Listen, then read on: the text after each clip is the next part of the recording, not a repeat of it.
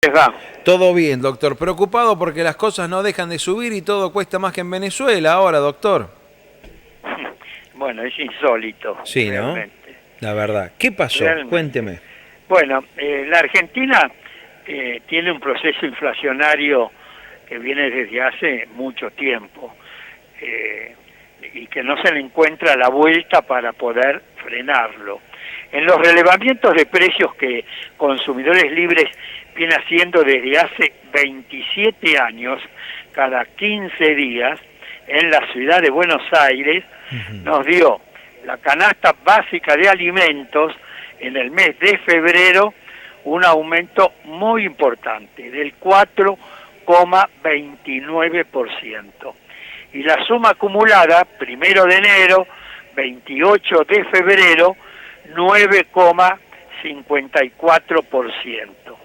Ahora, en este aumento tan importante ha incidido el tema de los aumentos en las verduras, sobre todo por Sí. dos razones.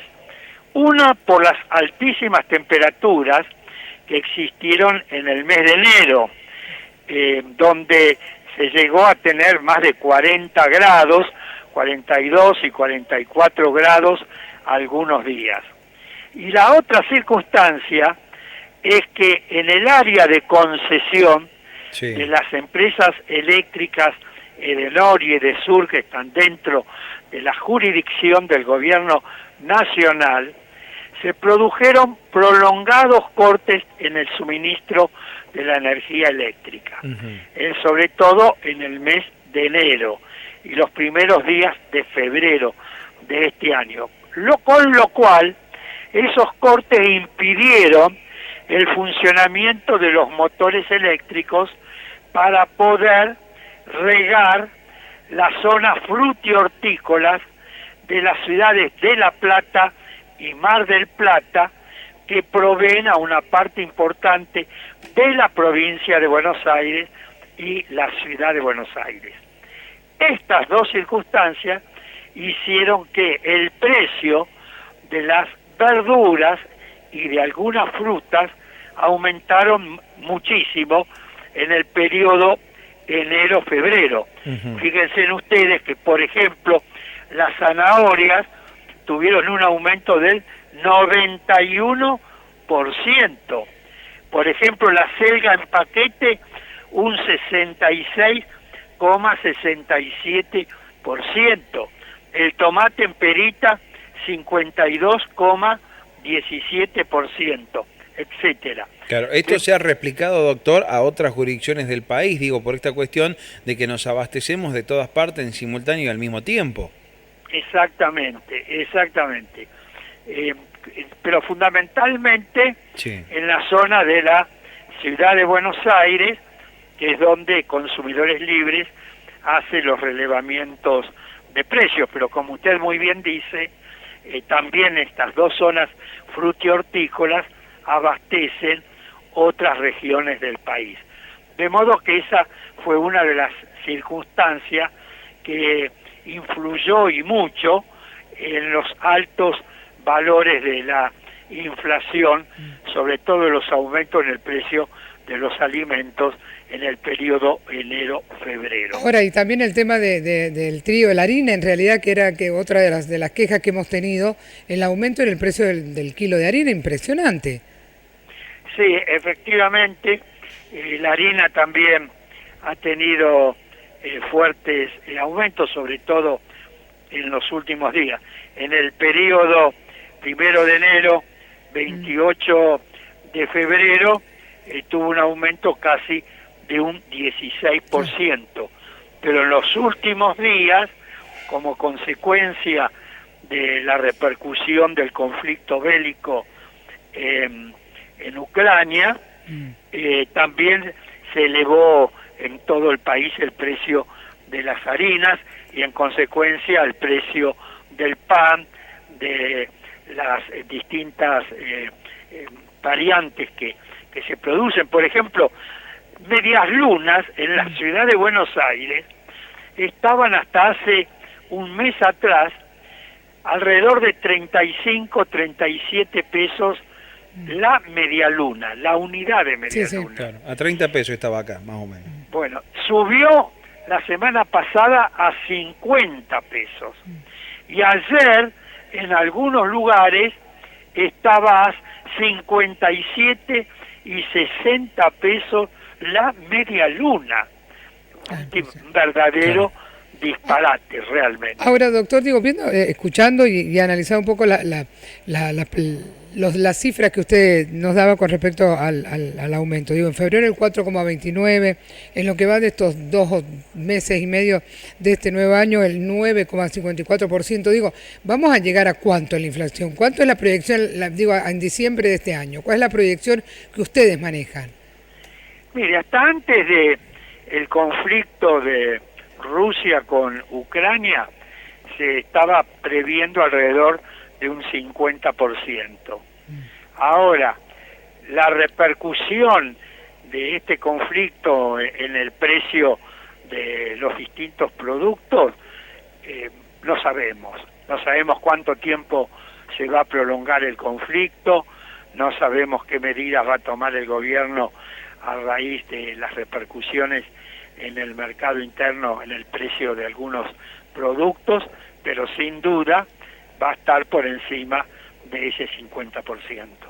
Doctor, yo le quiero preguntar porque estamos hablando del trigo y a veces como miembro de la Asociación de Consumidores Argentinos, usted también lo sabe, hay muchos productos que por ahí no nos imaginamos y que llevan harina. No sé si precisamente harina de trigo. Yo hacía el ejemplo el otro día con el parangón, pero hacía el parangón con el tema del jamón, por ejemplo, que hay algunos jamones que en su composición tiene harina y que las personas que sufren de celiaquía no lo pueden consumir. Estamos hablando de aquellas personas que no pueden consumir ni trigo, ni avena, ni centeno, ni cebada. Digo, en este sentido, estos productos sin TAC pueden volverse un producto al cual los consumidores se vuelquen a consumirlos porque dicen, bueno, entonces si estos productos no tienen trigo, si no tienen las harinas mayormente consumidas, ¿van a mantener los precios o esto puede ocasionar también una corrida de precios en los alimentos sin TAC porque la gente entienda que están más baratos, entonces va a elegir consumirlos? ¿Cuál es el análisis que tiene respecto a esto? Y es posible que si aumenta la demanda,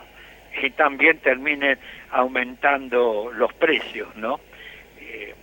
Es difícil saber con exactitud qué es lo que va a pasar, pero generalmente cuando aumenta la demanda, claro, sin que haya aumentado la estructura de costos, terminan aumentando los precios, lamentablemente. Ahora, doctor, se lo pregunto digo porque es lo que habla el común de la gente.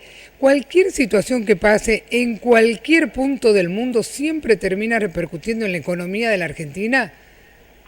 Sí, termina repercutiendo cuando lo que sucede en cualquier parte del mundo es un hecho negativo.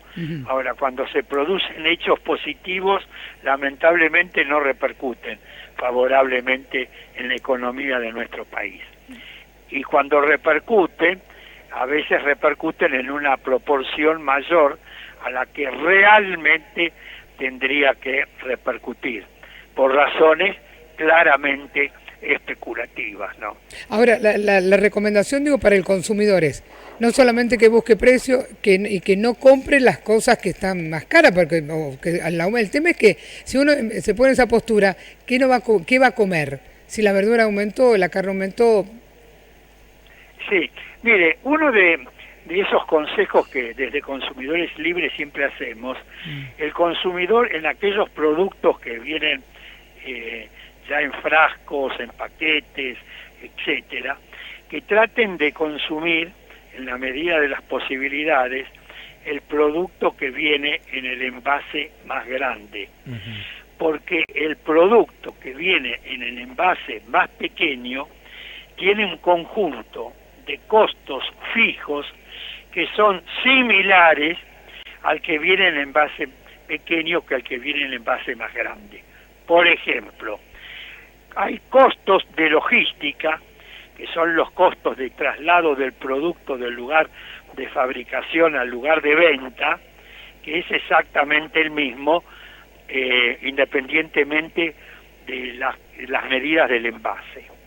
El envase propiamente dicho, el costo del envase propiamente dicho, sea este de plástico, de vidrio, de cartón, etcétera, es prácticamente el mismo.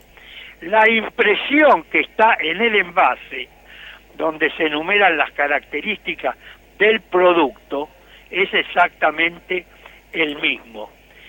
La tapa del envase es exactamente, el costo es exactamente el mismo. En consecuencia, el costo del producto que realmente vamos a consumir es de un precio más caro a aquel que viene en envase más pequeño que el que viene en envase más grande. Bien. Por ejemplo, le voy a poner un caso típico. La pasta dental. La pasta dental que viene en 30 gramos estaba hasta hace pocos días 170 pesos. Quiere decir que el gramo de esa pasta dental es de 5 pesos con 66. En cambio, si compramos una pasta dental en lugar de 30 gramos, de 90 gramos, el precio en lugar de 170 pesos es de 350. Pero el gramo de esa pasta dental, el envase más grande, es de 3 pesos con 80. Claro. En cambio, en el envase más grande, más pequeño, perdón, el gramo es 5 pesos con 66. Claro. 3 pesos con 80 contra 5 pesos con 66. Seguro. Y lo mismo se da con el puré de tomate, con las gaseosas, con el jabón en polvo, con los alfajores, con los yogures, con los shampoos, etcétera. Bien. Entonces, un consejo es ese, que traten de comprar siempre en la medida de las posibilidades el producto que viene en el envase más grande, porque el costo del producto en sí mismo es menor que el que viene en envase más pequeño. Bien, doctor, otra consulta que también es a la que recurrimos muchos algunos consumidores, que son estas iniciativas que tienen que ver con las ferias de productores, que por ahí la arman los gobiernos municipales, los gobiernos provinciales o algunos entes que reúnen a cooperativas. Obviamente no estamos hablando de productos de limpieza, no estamos hablando ni productos de aseo personal, ni nada, estamos hablando de algunos tipos de alimentos que se pueden justamente comercializar de esta manera. ¿Sigue siendo una buena opción por ahí estar atento a esta iniciativa y comprarle de mano directa al productor el alimento? Sí, por supuesto, sin duda. Y también a las cooperativas de consumo, que son entidades sin fines de lucro y que se vende el producto al precio justo.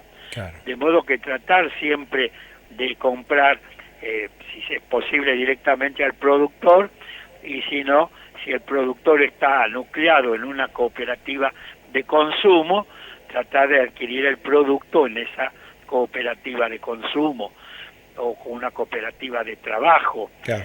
Todo lo que esté vinculado a las entidades que forman parte de la economía social es mucho más conveniente que las que están vinculadas a la economía de carácter lucrativa, de carácter de lucro, donde lo que importa es la ganancia. Totalmente. En cambio, en el sector cooperativo, lo que interesa es la calidad en la prestación del servicio.